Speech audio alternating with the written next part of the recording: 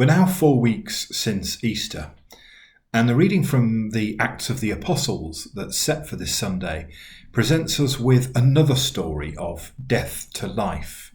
This time it's the Apostle Peter who takes centre stage, and after kneeling in prayer at the deathbed of Tabitha, he makes this simple but clear command: "Tabitha, get up."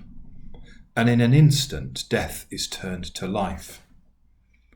But in this passage from Acts, I'm struck by another transformation. And that's the transformation of the faith of the Apostle Peter. Now, if we consider the events immediately after the resurrection, the apostles just about get everything wrong. This once confident, rabble-rousing group of apostles do everything in the run-up to Jesus' death, from falling asleep, fleeing in terror, and, as we know about Peter, denying that he ever knew Jesus at all.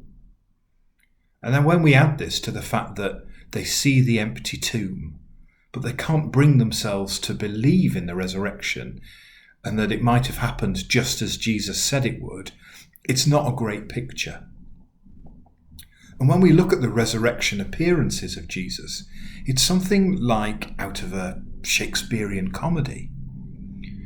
For those who walked so closely with Jesus, everything that could go wrong in those early days does go wrong. Mary Magdalene mistakes Jesus for a gardener. The disciples on the road to Emmaus don't know that Jesus is walking with them the whole time. And in Luke's account of the resurrection appearances, the apostles question whether they're seeing a ghost.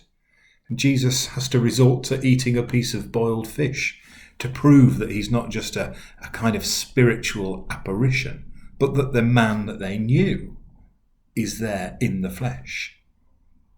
And of course we've got poor old Thomas. Thomas, forever characterised as the doubter, for insisting that unless he puts his finger where the nails were and his hand in Jesus' side, he would not believe. Had they not seen all that Jesus had done in his public ministry? Had they not seen the blind receive their sight, and even their friend Lazarus raised from the dead? Having said all this, I don't think we should chastise the apostles too much. After all, we're not exactly talking about everyday stuff here, and I dread to think what my reaction might have been had I experienced firsthand only the smallest portion of what the apostles saw. But something has changed in Peter in this reading. Something has turned that frightened and confused group of men, and of course women, into the most dynamic, compelling missionaries the church has ever known. Now, we'll hear more about that at Pentecost, but for this week I want to note something that can often go overlooked. And it's the fact that despite getting everything wrong in the beginning, the apostles were able to overcome this comedy of errors that characterised those first few weeks after the resurrection. They didn't dwell on their mistakes, they didn't fester resentments, or indeed they didn't write themselves off as failures. Their hearts were open to God, and He loved them. He loved them, and that love transformed them.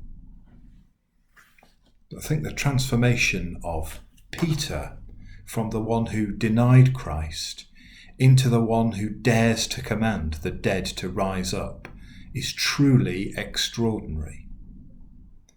I like to think in time, when Peter and the others recounted those early days, they did so with just a hint of self-deprecating humour. But it begs me to ask the question, what story have I told myself about who I am?